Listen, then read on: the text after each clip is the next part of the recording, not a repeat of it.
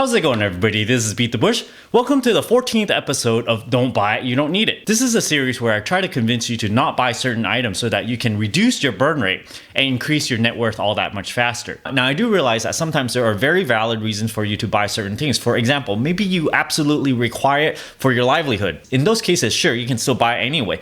But kind of look at this video more like me trying to convince you not to buy certain things to help you along. Generally, in our day-to-day lives, we often buy a lot of things that we don't actually need. In my case, I've created various methods for every single item so that I do not have to buy those things. I'm going to share this with you in this video. Now, everyone has their own tolerance for frugality, and maybe you have a higher standard of living than I do. Usually, once you move up to a higher standard of living, it's really hard to move back down. If you find yourself balking at whatever item that I'm talking about and saying, oh, I'm not going to give that up, this in essence is your standard of living that's moved up, and then you're unwilling to move back down from that. All I have to say, it does take sacrifice to not buy so much stuff and so that you can apply it towards your net worth so that you can retire earlier. What I like to recommend, of course, is every single thing that I mention, I kind of think of it as a method. There's a trick to not buying it. And once you know it, I feel like it should make it easier in order for you to not buy such items. If all else fails, you can just try out this method and not buy that certain item. And then if it fails and if you don't like it, okay, you can just go back and,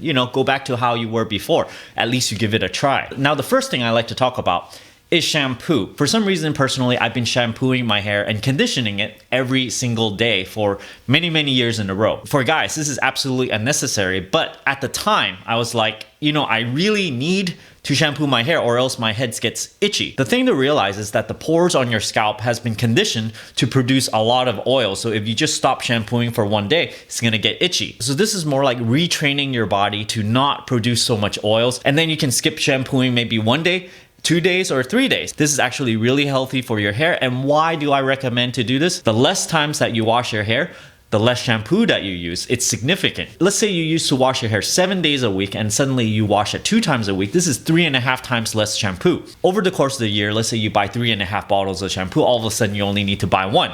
Savings. The second thing I want to mention is a bathroom mirror. I used to get one of these all the time and I put it in the shower and I would shave in the shower. There's a twofold benefit here if you stop getting this mirror in order to shave in the shower. First one, if you don't get the mirror, it means there's one less thing to break.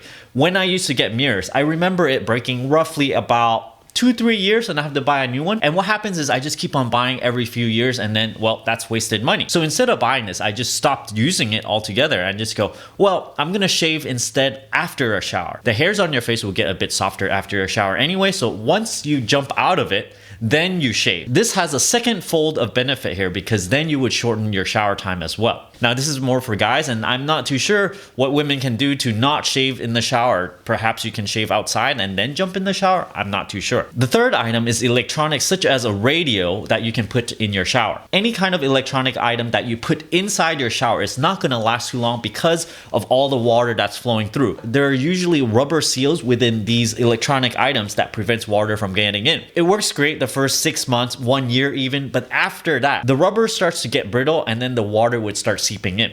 Once water starts seeping in, it's going to destroy your electronics. So if you ever had some sort of electronic item like a radio or something in your shower, you realize that it doesn't last too long. So what do I say? Don't get this at all. If you really want to listen to something, stick your phone outside of your shower. Use a Bluetooth speaker or something to amplify the sound. And that external thing that never gets wet, it's going to last you a lot longer. The fourth item is an automatic shower cleaner. Now, this is something that you may not even be familiar with. I heard about this item many years ago. It's for people that don't really want to clean their shower. They just put this electronic item there. It has some sort of solution that this shower thing is going to spray right after every time you shower. So during some period, it's going to spray a bunch of solution onto the walls. And then when you take your shower, all this water is going to rinse everything off and it's going to keep your shower clean. Now, I actually never had one of these before, but I know that anything that runs water through, it's usually not that durable. So by extension of what I said before, this is something that you should also not get. Well, if you really want your shower to be continually clean, well, you just need a brush and clean it manually. The fifth item that you do not absolutely have to buy is a towel. Why do I talk about not buying towels? Of course, you need a few. There's an interesting story behind this because long ago, I used to not be as frugal.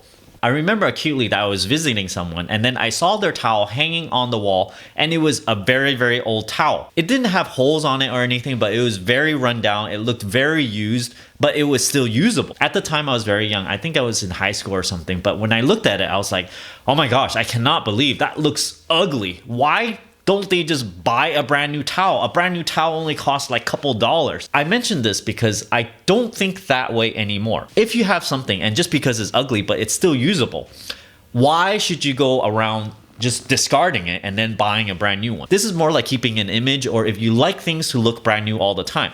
This is a very dangerous thing because just because it looks old and yet functional, you go around replacing it just so that it'll look new. This switch of mindset here, and you might not like this because your standard of living might be high enough that you always want things to look pretty new. But if you switch to this mindset where as long as it's usable, even if it looks really torn up and you still keep on using it until it's not usable anymore, then you're gonna save yourself a lot of money, including this towel. The last thing I want to talk about, which is not really a bathroom item, is my honey badger t-shirt. Whenever I have these financial videos that tries to convince people not to buy anything, and then at the end I try to sell you guys a honey badger t-shirt. At the end of those videos, I always get comments like, oh, don't buy anything, but buy my t-shirt. When you've been on YouTube long enough, you kind of see similar type of comments. Those train of thoughts, it's not new anymore. I've heard that type of comment like 100 times. People think they're being original, but you know, it's not. So with so many of those type of comments, and I might even get those comments at the end of this video if they didn't watch this section of this video. This is more like a person where they like to point out flaws in everybody. If you go read How to Win Friends and Influence People,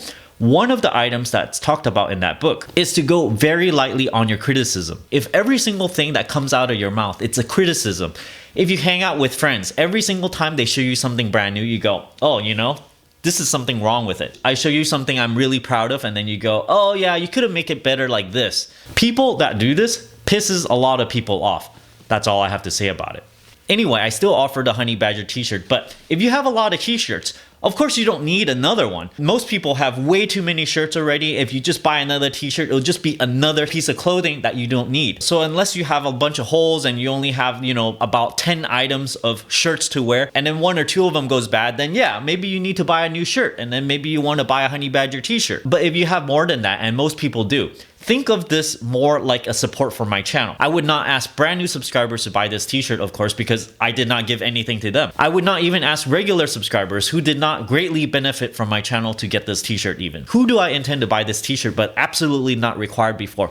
Are those people that are longtime subscribers, and if you happen to watch a whole bunch of my videos and you actually gained a lot, if you actually saved a lot of money, more than $100, more than $1,000 even. I think if you watch enough of my videos and I actually change your lives, you probably notice and you probably have a rough figure in mind of how much I actually saved you. For those people, I would absolutely appreciate if you get my t-shirt. Think of it as a donation, and then you get the t-shirt as a prize. This is merely a suggestion, so even if you don't get it, I'm not gonna mind. Just if you see me in person, don't tell me, oh, I absolutely did not buy our t-shirt, just so that I know. I don't know who bought my t-shirt. I don't remember all the names. But if you do buy it, tag me on Instagram, send me a picture or something, and I would really appreciate it. So thanks for watching, everybody. I still have that t-shirt sale as an ongoing thing. I'll leave a link to that down in the video description below. If you absolutely don't want a t-shirt and you're interested in supporting my channel in other ways, I have an Audible link down in the video description below where you can get a free audiobook. And if you find out that you don't like this book or this service, you can still keep this audiobook for free